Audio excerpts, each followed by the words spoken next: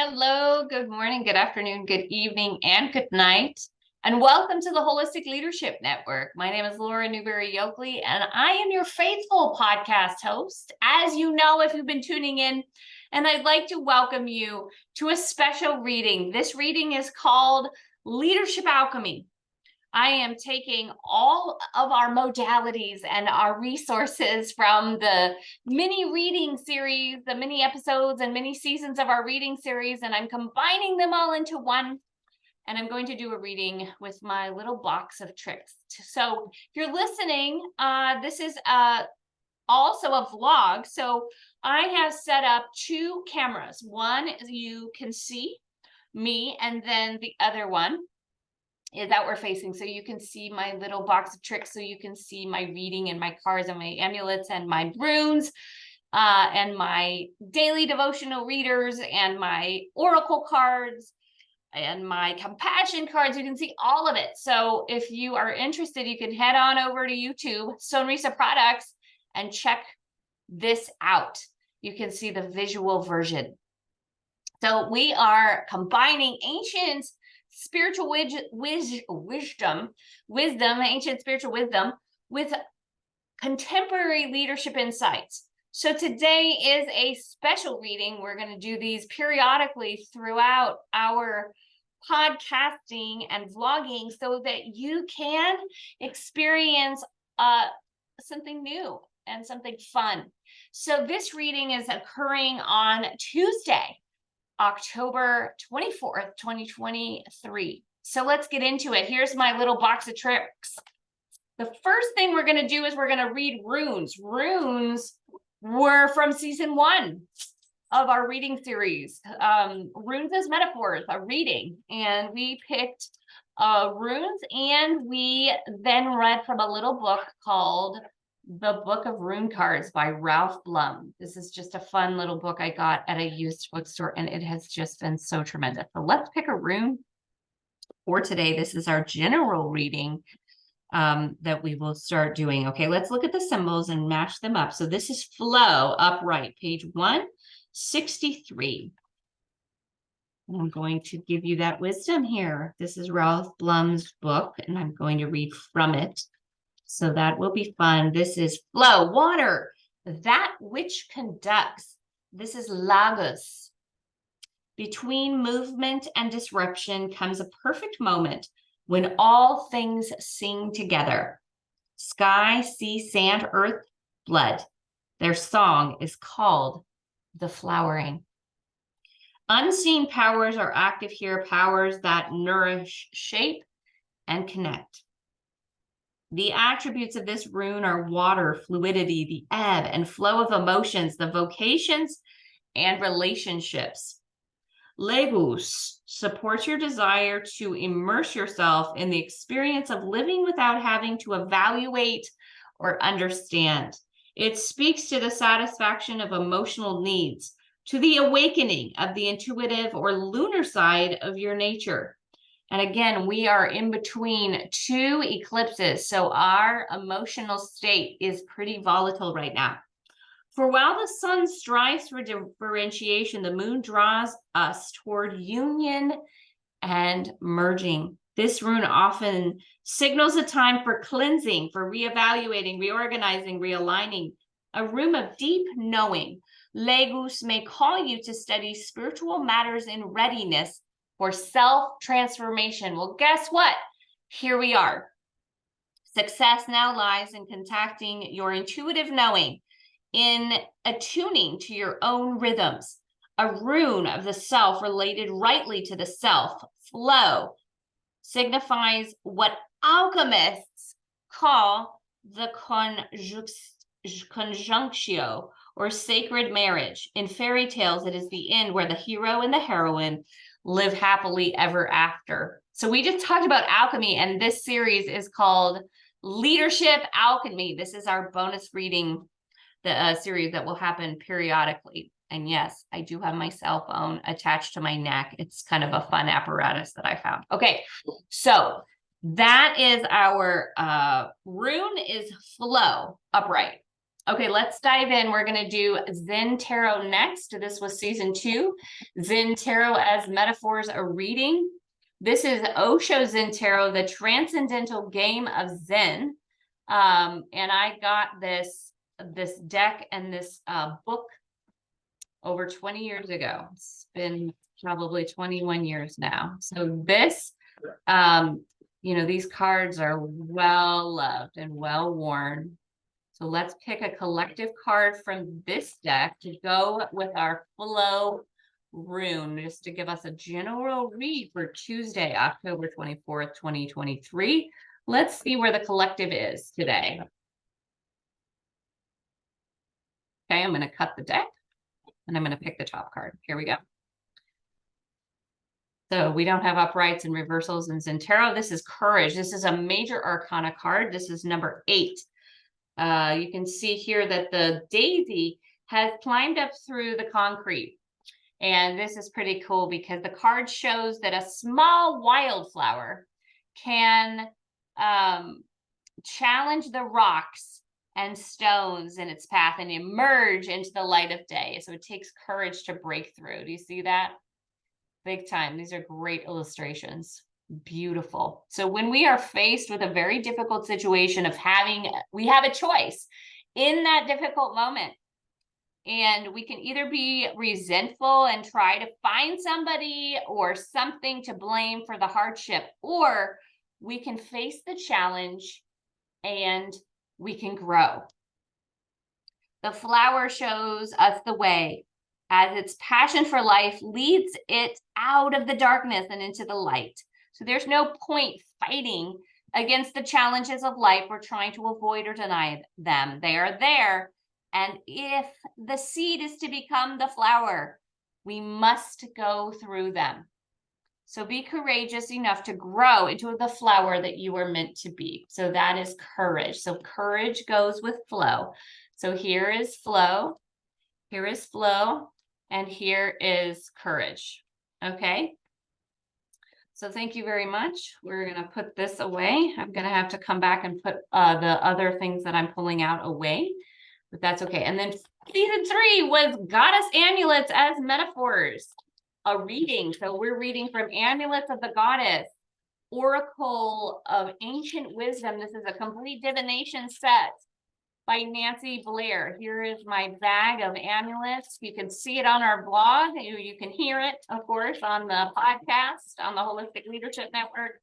I'm going to pick a goddess amulet that will go with flow and courage and will guide the way in our new Leadership Alchemy series here, the special reading.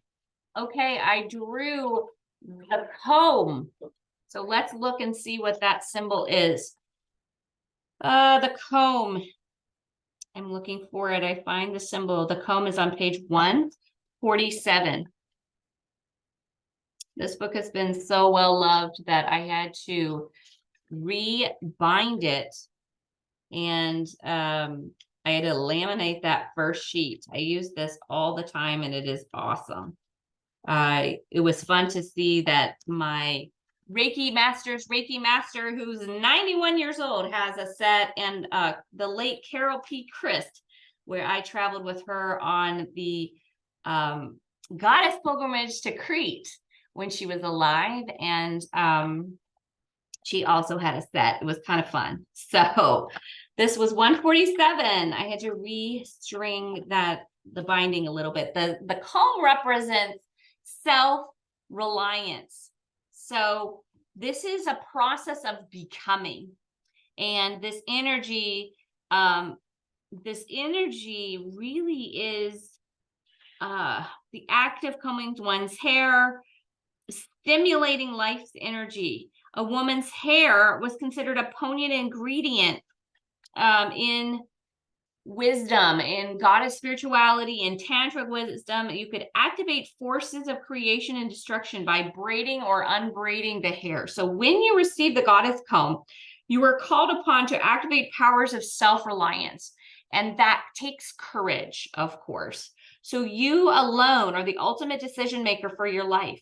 Listen to that voice within, and I think that's going to take courage to have that voice within and listen to it in a proud, strong way.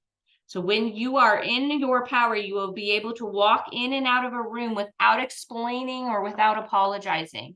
So you want to have to ask permission for who you are.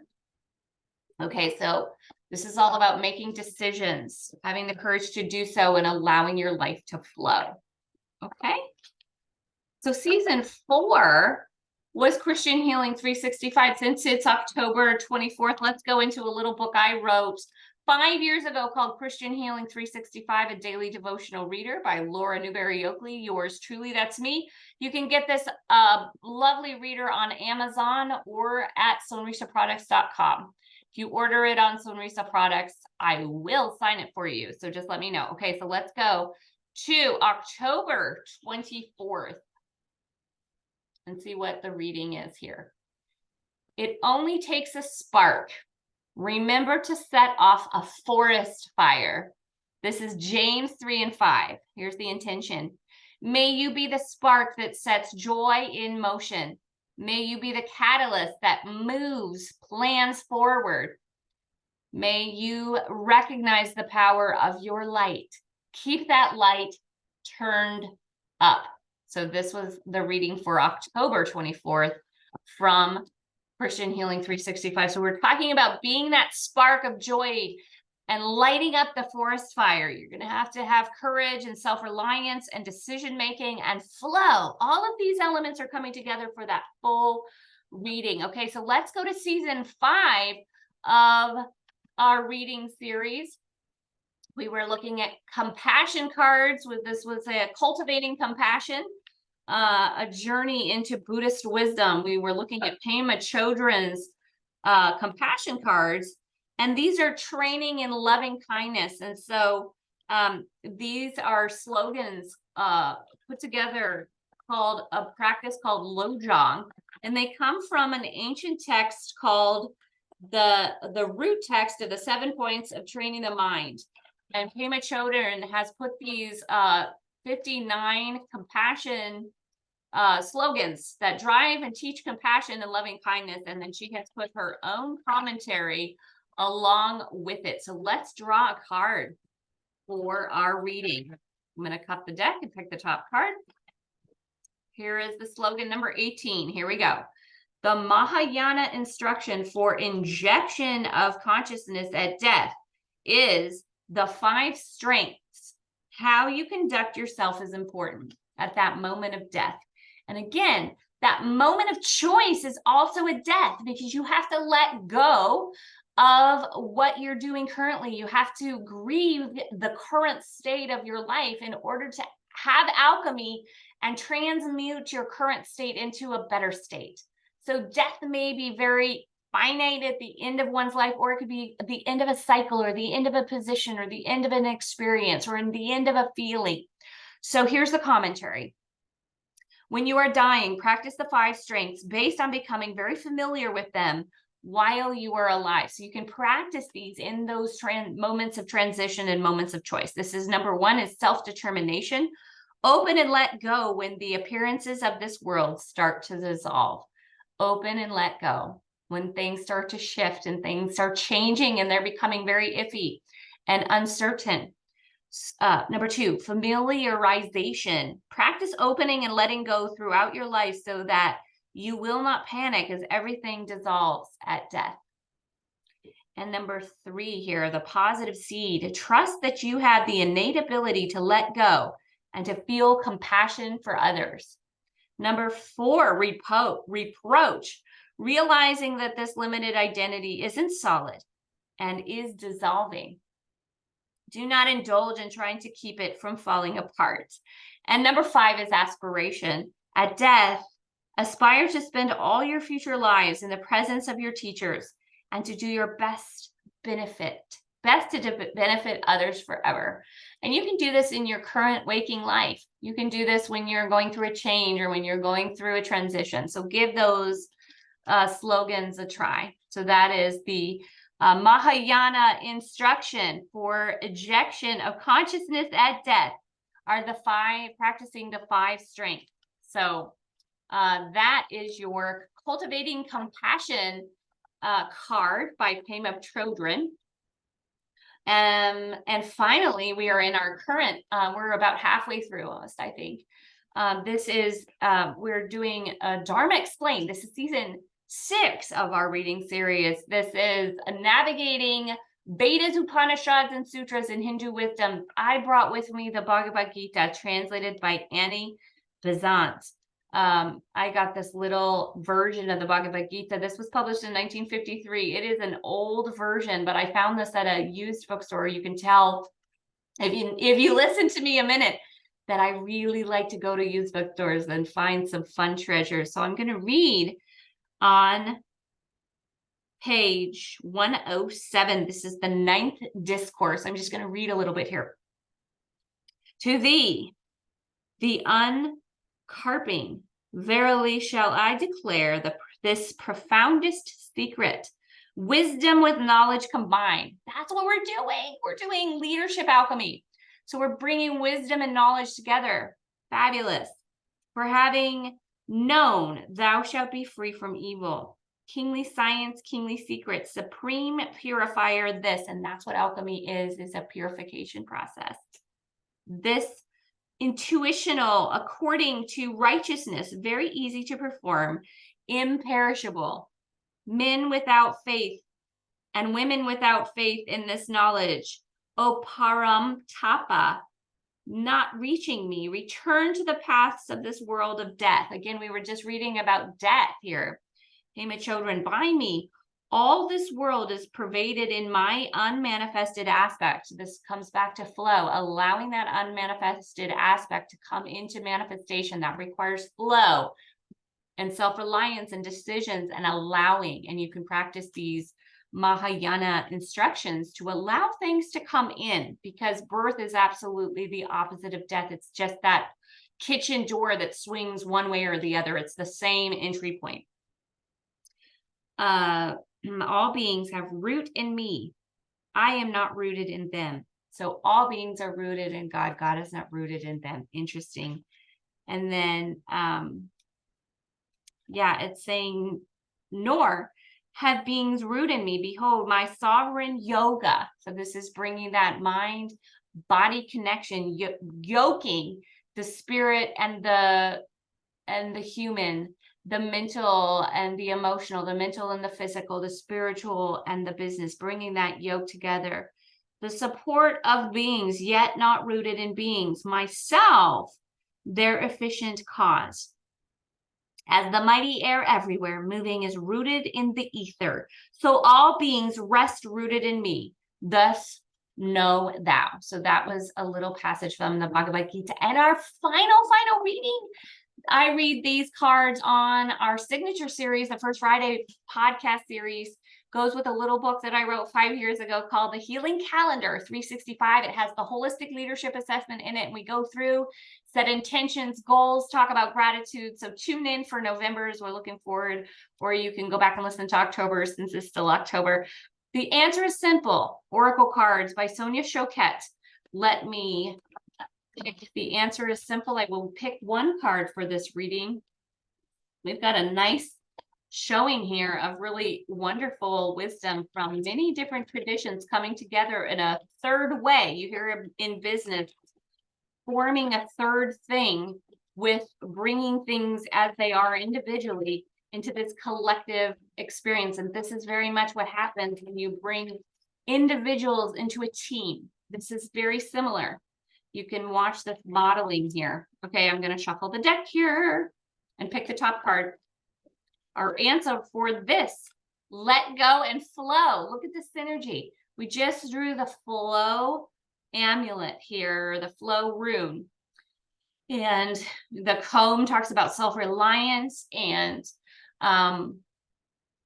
courage. The Zen Tarot talks about courage. We also talked about letting go and really embracing that deep dissolution and let go in the time of death. So let's talk about let go and flow. Let's read what she has to say here. This is Sonia Choquette. This is card number 27. The answer is simple. Number 27, let go and flow. Your ego is resisting some aspect of life, trying to halt, slow, or control its formidable force. Doing so is like trying to stop the ocean. It's exhausting and silly because it can't succeed. Your spirit, on the other hand, embraces life head on and rides the ups and downs. Rides the ups and downs, the ebb and flow, and the shifts and changes of life with determination and courage. Hear me say that. Determination, self-reliance, decision-making. We just drew that here with our Goddess Amulet, looking at the Goddess Comb, and then the Zen Tarot card looking at courage. It's all here. This reading is coming together beautifully here. Notice in which areas your ego is holding on too tightly to the reins and resisting the flow.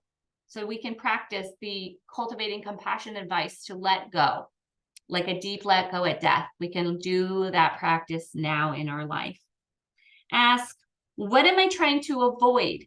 What or who am I trying to hold back or control? What am I fearfully managing rather than openly flowing with? It helps to answer these questions out loud. Once you know where your ego is resisting the flow of life, ask your spirit to step in and help you ride the wave instead. To help let go and flow, pick a small object and squeeze it with your left hand. Continuing to squeeze it, try to pick up something new with the same hand. It's not possible, is it? Not unless, of course, you shake your hand free and let go of the object. So do. In fact, shake your entire body free of the rigidity that goes with resisting life. Breathe in, dive in, and embrace all that faces you now. Your ego may be fearful and try to stop change, but your spirit is ready and able and to gracefully handle all that's coming towards you. Trust this and embrace the changes at hand. Again, that was Sonia Choquette. Let go and flow is our answer as part of this reading.